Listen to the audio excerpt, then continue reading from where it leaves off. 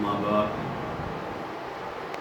قال رسول الله صلى الله عليه وسلم المسلم من سلم المسلمون من لسانه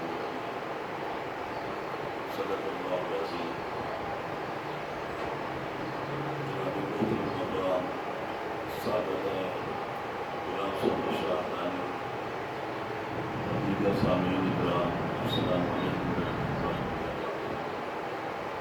آج آپ کے سامنے بندہ لطیف تاجدار کائنات حضرت محمد مصطفیٰ صلی اللہ علیہ وسلم کی ایک حدیث پاک کا درس سنانا چاہے گا۔ فضائل درود میں امام سمرقندی رحمۃ اللہ علیہ نے لکھا ہے کہ سمرقند سے ایک قافلہ حج کو روانہ ہوا اور قافلہ کافی بڑا تھا۔ قافلے میں ایک بزرگ جو کمزور بھی تھے وہ بھی تیار ہو گئے، وہ بھی حج کے لیے تیار ہوئے۔ سفر بہت لمبا ہے، سمرقند سے مدینہ پاک سفر بہت لمبا ہے۔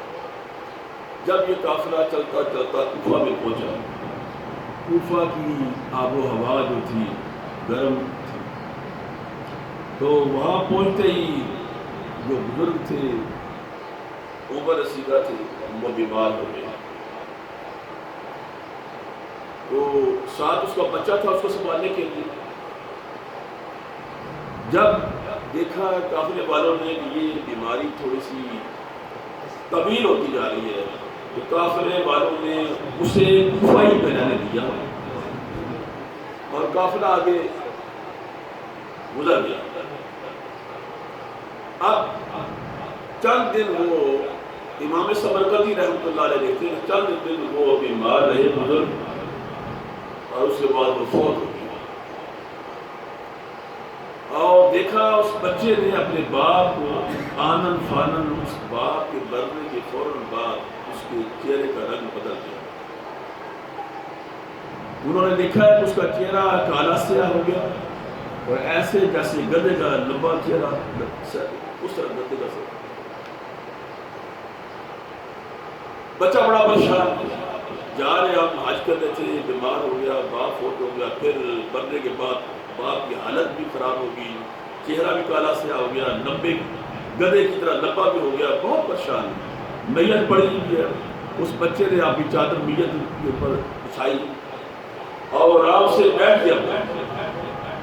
بیٹھے بیٹھے اور اس بچے کو اونگ آ گئی اور اس نے غصہ رکھا اپنے باپ کی میت کے اوپر سے۔ اسی اونگ میں اس نے دیکھا ایک نورانی شخصیت آتی ہے، سفید لباس، سفید چہرہ، سفید داڑھی، سفید امامہ، نور علی نور شخصیت ہے۔ انہوں نے اپنے ہاتھ مقدس کے ساتھ باپ کے چہرے سے پردہ اٹھایا اور ہاتھ پھیرا، وہی جو گدھے کی طرح لمبا سیاہ ہو گیا تھا وہ نور سے چمکنے لگ پڑا، اور وہ اونگ میں نیند میں دیکھ رہا ہے، نیند میں۔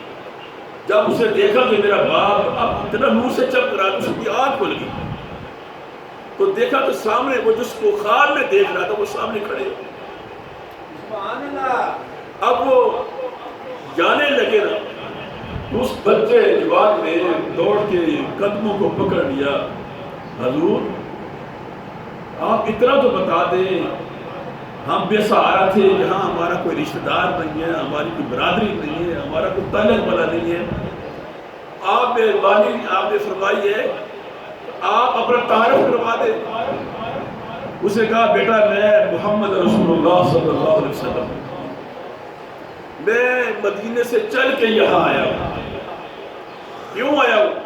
کہ فرشتوں نے مجھے بتایا کہ یا رسول اللہ صلی اللہ علیہ وسلم، فضائل درود میں بتا رہا ہوں کہ یا رسول اللہ صلی اللہ علیہ وسلم، یہ جو شخص ہے جب یہ زندہ تھا تو اس کا معمول تھا کہ سونے سے پہلے یہ 100 مرتبہ آپ پر درود پاک پڑھ کے سویا کرتا تھا۔ آج یہ فوت ہو گیا تو یا رسول اللہ اس کا چہرہ ایسا ہو گیا ہے، اس کی میت ایسے بن گئی ہے، ڈیڈ باڈی اس کی بلیک ہو گئی ہے، کالی ہو گئی ہے، تو حضور علیہ السلام نے کہا یہ کیسے ہو سکتا ہے کہ مجھ پر درود پاک پڑھنے والا دوزخ میں چلا جائے؟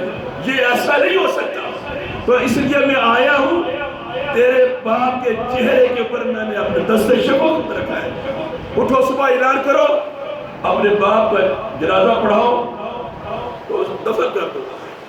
تو وہ رونے لگ پڑا، پھر مزید وہ حضور علیہ السلام کی قدموں میں پڑ گیا، قدم مبارک کو چومنے لگا۔ حضور علیہ السلام وہاں سے غائب ہو گئے۔ صبح اعلان کیا، اس نے کہا میں کیسے اعلان کروں، کس کو اعلان کروں، میں جانے والا کوئی نہیں ہے۔ تو حضور نے فرمایا صبح تم اعلان کر دینا بس۔ جب صبح ہوئی اعلان ہوا تو آنر فانر دیکھتے ہی دیکھتے بنی آدم وہاں کٹھا ہوا، لاکھوں کی تعداد میں اس کا جنازہ پڑھنے کے لیے لوگ کٹھے ہوئے، اور اس کے بیٹے نے 2-3 بندوں کو جو قریب تھے ان سے پوچھا بھی آپ کہاں سے آئے؟ وہ بہت دور سے آئے، آپ یہاں کیسے آئے، آپ کو کیسے پتا چلا؟ اس نے کہا کہ ہماری بستی کے اندر اعلان ہوا ہے، اعلان یہ ہوا ہے کہ جس نے جنتی کو دیکھنا ہو کوفے میں چلے جاؤ، اس کا جنازہ پڑھو، وہ جنتی ہے، اس کا جنازہ پڑھو، اس کو دفناؤ۔ ہم اتنی دور سے اس کا جنازہ پڑھنے آئے۔ تو میرے دوستوں، اچھا پھر اس نے یہ بھی پوچھا تھا، یا رسول اللہ صلی اللہ علیہ وسلم، اس بچے نے پوچھا کہ یا رسول اللہ صلی اللہ علیہ وسلم میرے باپ کا یہ چہرہ کیوں کالا سے ہو گیا؟ آپ صلی اللہ علیہ وسلم نے فرمایا بیٹا یہ دوسرا کام بھی یہ کرتا تھا، سود کا کاروبار کرتا تھا، وہ سود میں لیتا دیتا تھا، اس لیے سود کھانے والے کی یہ صفت آتی ہے کہ جب وہ مرتا ہے یا مرتے تب اس کا کالا رنگ ہو جاتا ہے یا مرنے کے بعد ہو جاتا ہے، اس کا چہرہ سیاہی مائل ہو جاتا ہے، اس لیے اس کا چہرہ کالا ہو گیا تھا کہ سود کا کاروبار کرتا تھا۔